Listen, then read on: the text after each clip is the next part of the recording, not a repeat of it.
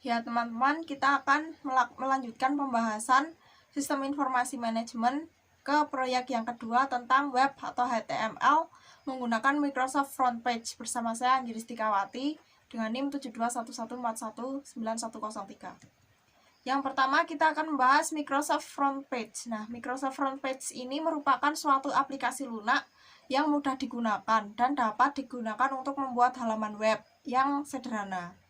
Nah, penggunaan editor teks untuk membuat sebuah halaman web ini memerlukan waktu yang lebih banyak dan sedikit sulit, namun memberikan kontrol yang lebih besar terhadap desain halaman web tersebut.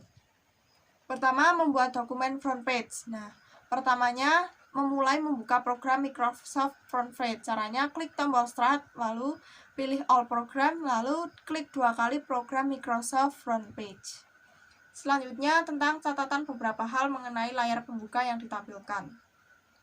Yang pertama page. Nah, di kolom sebelah kiri yaitu sebuah tampilan halaman web.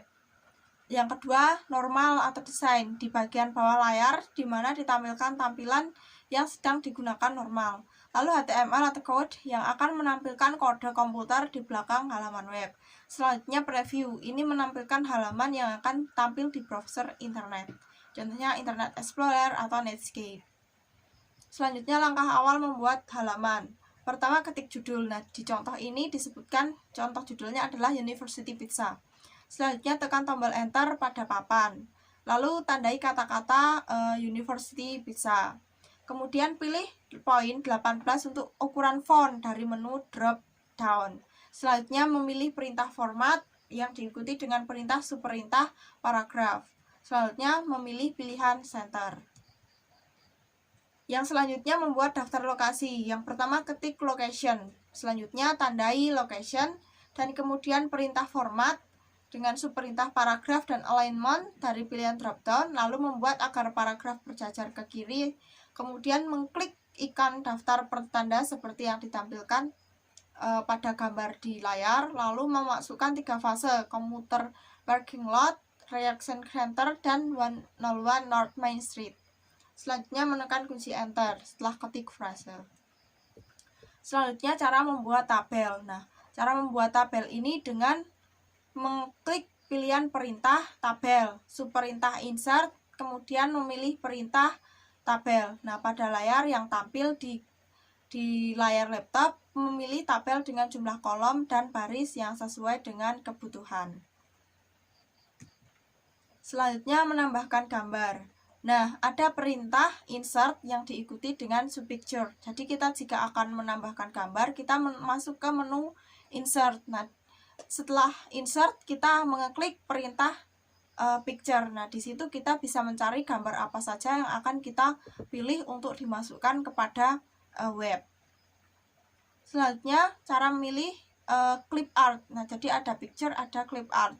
Nah, kita masuk ke insert picture lalu memilih clip art. Selanjutnya di layar akan muncul, nah, lalu ketikan kata, contohnya disebutkan pizza sebagai contoh. Lalu memilih sebuah gambar yang akan digunakan, klik. Nah, setelah memasukkan gambar tersebut, kita menekan kunci enter untuk 2 kali untuk membuat halaman web bergerak turun. Selanjutnya menyimpan gambar yang sudah dipilih sebagai file GIF.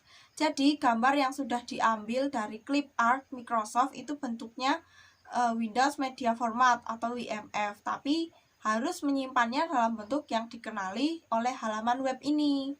Jadi halaman web ini mengenali gambar-gambar yang tertentu saja.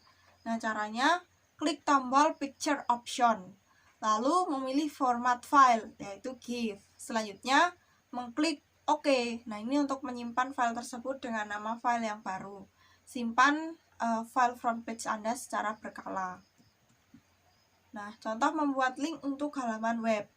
Nah, klik perintah insert yang diikuti dengan perintah hyperlink. Lalu pastikan Anda memilih kotak exciting file or web page. Nah, itu ada di bawah kolom link to pada bagian text to a display. Nah, lalu diketikkan link to my school pada bagian address. Nah, ketikkan http www.yourschool.edu. Ya, begitulah sedikit tentang web atau HTML menggunakan Microsoft Frontpage. Jika ada yang kurang, mohon untuk ditambahkan di kolom komentar.